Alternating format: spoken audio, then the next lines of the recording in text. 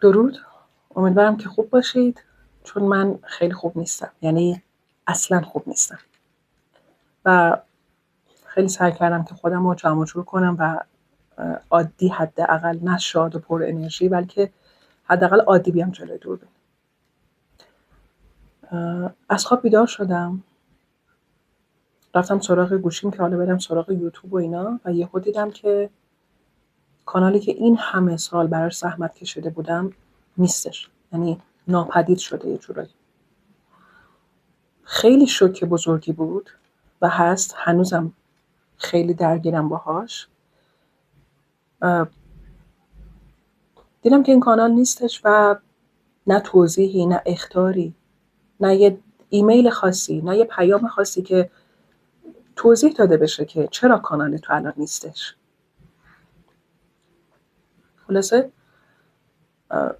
سعی کردم خودم رو جمع جور کنم و برم بپرسم، تحقیق بکنم، و بعدش متوجه شدم که نه تنها کانال من، بلکه خیلی از کانال‌ها این اتفاق براش افتاده بدون هیچ دلیلی. کانالی که مثلا میلیون ها به قولی فالوورز یا سابسکرایب داشته. بعد دیدم که یوتیوب به وسیله هوش مصنوعی و ربات داره این کار رو میکنه.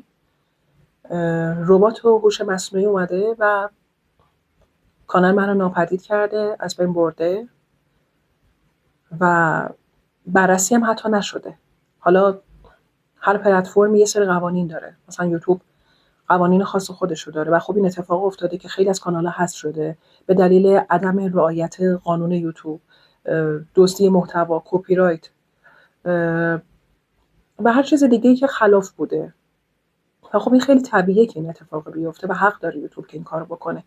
یوتیوب خودش اومده بررسی کرده و اون کانال‌ها رو حذف کرده. اما اینکه یه هوش مصنوعی بیاد یا یه ربات بیاد بدون بررسی این کار انجام بده، خیلی دردناکه و خیلی تلخه. 5 سال من دارم توی این فضا کار میکنم و شب بیداریا، استرابا، استرسا، نمیدونم، ادیت، وقت گذاشتنه، تولید محتوا، همه میدونن، کسی که تو این فضا هستن، کسی که تو فضای مجازی کار میکنن میدونن که چقدر این قضیه زمان بره و سخته. بعد یه کانالی رو نوپا بیاری بالا و یهو بدون هیچ دلیلی، کانالی که سالم بوده، نه نقض قوانین بوده، نه خلاف قوانین، هیچ چیز مشکل خاصی نداشته و یهو نباشه. اینکه تصمیم گرفتم الان این ویدیو رو بگیرم و دلیلی که الان جلوی دوربین هستم صرفا علاقه من به این پلتفرمه. من زمانی که این کانال رو ساختم صرفا برای پول یا الگوریتم نساختم. کانال من راجع به سریال ها و فیلم های ترکی بود، تحلیل ها و آگاهی که حالا به خانواده این کانال من میدادم و خب میدیدم استقبال مخاطب ها رو. کانال اسرار دنیا که راجع به سریال های ترکی بود و خودم هم واقعا دوست داشتم این کانال رو و لذت میبرم از اینکه دارم تولید محتوا میکنم و مردم دارن کیف میکنن. بعد الان دیگه این وجود نداره این کانال و دلیلی که دوباره اومدم جلوی دوربین این هست که با اینکه ناامیدم واقعا، ولی هنوز دوست دارم، یعنی نمیتونم دل بکنم از این پلتفرم. به همین دلیل هست که دوباره اومدم و خواستم شروع بکنم با تمام این شرایطی که وجود داره و دارم تمام تلاشمو میکنم و میخوام که ثابت بکنم که هوش مصنوعی نمیتونه صدای یک آدمی رو که فیک نیست، واقعیه، از بین ببره و یا شکستش بده. خواهشی که ازتون دارم و چیزی که باعث شد که الان بیام جلوی دوربین بیشتر شماها بودین، علاقه‌ام بود و از طرف دیگه میخوام که حمایت کنید.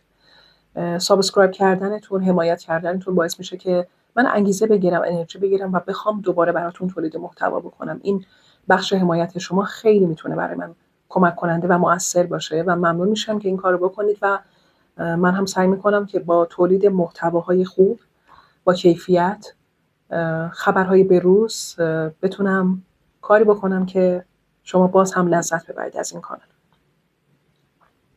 قراره که یه ویدیوی دیگه تولید بکنم راجع به شرایط و مسائلی که پیش اومده و خیلی روک و راحت میخوام صحبت بکنم. پس اینو در نظر داشته باش که اگر خدایی نکرده نمیخوای که نفر بعدی تو باشی که کانالت حذف بشه، حتما ویدیو بعدی منو ببین. ممنونم از حمایتتون، سابسکرایب کردنتون، لایک کردنتون و امیدوارم که همیشه هر کسی هر کاری میکنه نتایج اون کار رو ببینه و اینجوری تلاشش حیف و میل نشه. خیلی مراقب خودتون باشید و بدرود.